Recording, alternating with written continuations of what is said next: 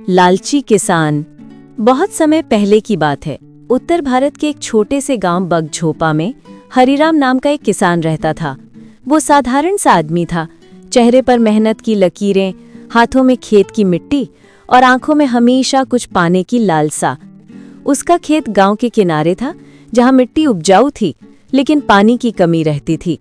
हरिराम के पास केवल 2 बीघा जमीन थी, बस इतनी ही कि उसके परिवार का गुजारा किसी तरह हो सके। हरिराम की पत्नी गोमती एक मेहनती और समझदार स्त्री थी। वो अपने पति को बार बार समझाती, हरिराम, जितना भगवान ने दिया है उसी में सुख मानो, ज्यादा की चाह में कभी कभी जो है वो भी चला जाता है। लेकिन हरिराम के मन में हमेशा एक आग जलती रहती, अमीर बनने की आग। वो गांव के मुखिया की बड़ी हवेली, उसके बैलगाड़ा और सोने के गहने बहुत लुभाते थे। वो अक्सर अपने मन में सोचता,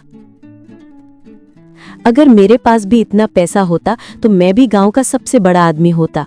धीरे धीरे उसकी ये चाहत लालच में बदलने लगी। एक दिन गांव में एक साधु आया। वो गांव के तालाब किनारे बैठा ध्यान कर रहा था। लोग दूर दूर से उससे आशीर्वाद लेने आने लगे। कहा जाता था कि साधु जो भी वरदान देता है वो सच हो जाता है। हरिराम भी वहां पहुंचा। उसके मन में विचार आया, अगर ये साधु मुझे धन का वरदान दे दे तो मेरा जीवन बदल जाएगा। वो साधु के पैरों में गिर पड़ा और बोला, महाराज, मैं गरीब किसान हूँ, दिन रात मेहनत करता हूँ पर पेट भर खाना भी मुश्किल से मिलता है। कृपा करके मुझे ऐसा वरदान दीजिए कि मैं अमीर बन जाऊं। साधु मुस्कुराया। उसकी आंखों में करुणा थी। बेटा, अमीरी मेहनत से आती है, वरदान से नहीं। लेकिन यदि तू सच में कुछ चाहता है तो तेरी परीक्षा होगी। क्या तू तैयार है? हरिराम ने बिना सोचे तुरंत कहा, हाँ महाराज, मैं हर परीक्षा देने को तैयार हूँ। साधु ने एक थैली निकाली और बोला, इस थैली में बीज हैं, इन्हें अपने खेत में बो देना। हर दिन सूर्योदय के समय इन पर जल चढ़ाना और संतोषम परम सुखम मंत्र बोलना। 1 साल में ये बीज तुझे धन देंगे, अगर तू लालच नहीं करेगा तो। हरिराम के चेहरे पर मुस्कान आ गई। उसने थैली झट से उठा ली और घर लौट आया। हरिराम ने बीज बो दिए। पहले तो कुछ खास नहीं हुआ। दिन बीतते गए और धीरे धीरे वहां एक सुनहरा पौधा उगाया, जिसके पत्ते हल्के चमकते थे जैसे सोने की धूल हो। गांव में ये खबर फैल गई कि हरिराम के खेत में सोने का पौधा उगाया है। लोग आने लगे देखने। कुछ ने कहा ये साधु का चमत्कार है, कुछ बोले ये जादू है। हरिराम के मन में अब विश्वास और बढ़ गया कि अब मेरा समय आ गया है। कुछ ही महीनों में उस पौधे पर सोने जैसे फल आने लगे। हर फल में से थोड़ा सा सोना निकलता था, जिसे बेचकर हरिराम ने बहुत धन कमा लिया। अब उसके घर में नई छत, नए कपड़े और नया बैल था।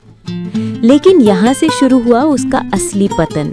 धीरे धीरे हरिराम के मन में एक विचार आने लगा, अगर एक बीज से इतना सोना मिला तो अगर पूरे खेत में यही बीज बो दूं तो मैं राजा बन जाऊंगा। गोमती ने उसे बहुत समझाया। हरिराम, साधु ने कहा था कि लालच मत करना, जितना है उसी में खुश रहो। पर अब हरिराम पर धन का भूत सवार था। उसने गांव के बाकी खेतों को किराए पर ले लिया और सब जगह वही बीज बो दिए। लेकिन अब उसने साधु का मंत्र बोलना छोड़ दिया और पूजा पाठ भी बंद कर दी। वो बस धन के पीछे भागता रहा। शुरुआत में सब ठीक दिखा, पर कुछ हफ्तों बाद अजीब बातें होने लगी। सोने के पौधे काले पड़ने लगे, फलों में से सोने की जगह राख निकलने लगी। गांव के लोग डर गए। हरिराम गुस्से से खेत में गया और चिल्लाया, ये क्या धोखा है? तभी आकाश में गरज हुई और वही साधु प्रकट हुआ। हरिराम, मैंने तुझे वरदान दिया था, पर तूने लालच कर उसे अभिशाप बना लिया। सोना पाने की चाह में तूने संतोष खो दिया। अब देख, तेरी जमीन बंजर हो जाएगी। इतना कहकर साधु अदृश्य हो गया।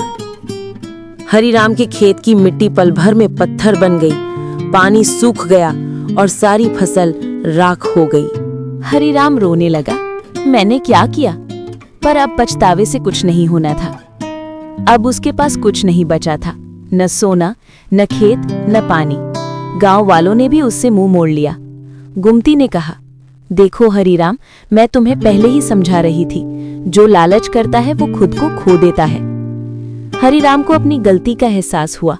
वो उसी तालाब किनारे गया जहां उसने साधु को देखा था और वहीं बैठकर रोने लगा। दिन बीतते गए, धीरे धीरे वो फिर से मेहनत करने लगा, इस बार ईमानदारी से। 1 साल बाद उसकी जमीन पर फिर से हरियाली लौट आई, लेकिन अब सोना नहीं, सच्चा अन्न उगने लगा। और हरिराम समझ गया, सोना नहीं, अन्न ही सबसे बड़ा धन है। दोस्तों, वीडियो पसंद आए तो सब्सक्राइब जरूर करें।